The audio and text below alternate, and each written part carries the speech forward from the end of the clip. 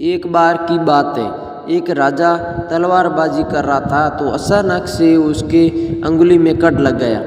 तो पास खड़े मंत्री अचानक बोल उठे, राजा साहब चिंता ना करें, जो होता है अच्छे के लिए होता है।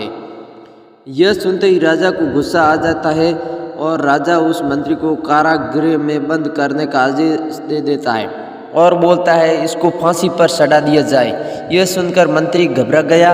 उसने राजा से निवेदन किया, महाराजा मैंने आपके यहाँ इतने वर्षों तक काम किया है, क्या आप मेरी अंतिम इच्छा पूरी नहीं करेंगे? राजा बोला, ठीक है, बताओ क्या है तुम्हारी अंतिम इच्छा? मंत्री बोला, कृपया मुझे 10 दिन का समय दीजिए, उसके बाद आप मुझे जो चाहे वो सजा दीजिए।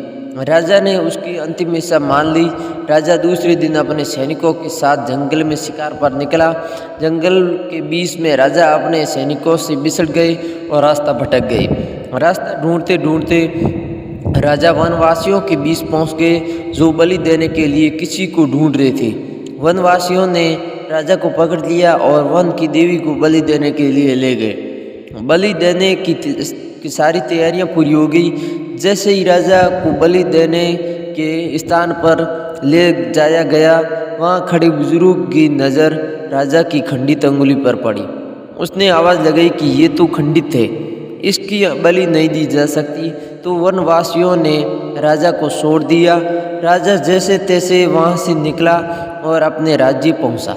सबसे पहले कारागृह में अपने मंत्री से मिलने पहुँचा। राजा ने मंत्री से कहा, आपने सही कहा था, अगर मेरी अंगुली नहीं कटी होती तो मैं जिंदा नहीं होता। यानी जो होता है वो अच्छे के लिए होता है। राजा ने फिर पूछा, मेरा तो फायदा हुआ, लेकिन आपका कैसे फायदा हुआ?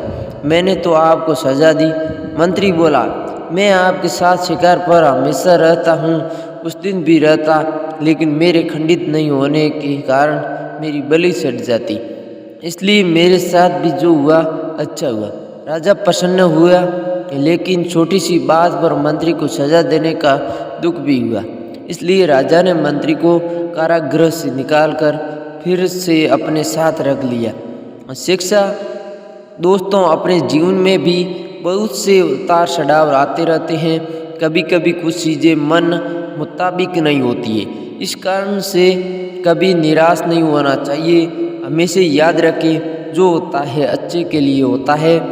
भले ही कुछ अच्छा हो या ना हो, लेकिन उस परिस्थिति के प्रति सकारात्मक नज़रिया रखने से उसका प्रभाव बहुत कम हो जाता है।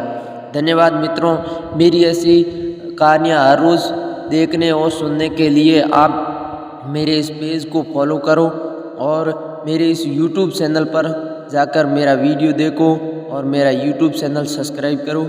धन्यवाद।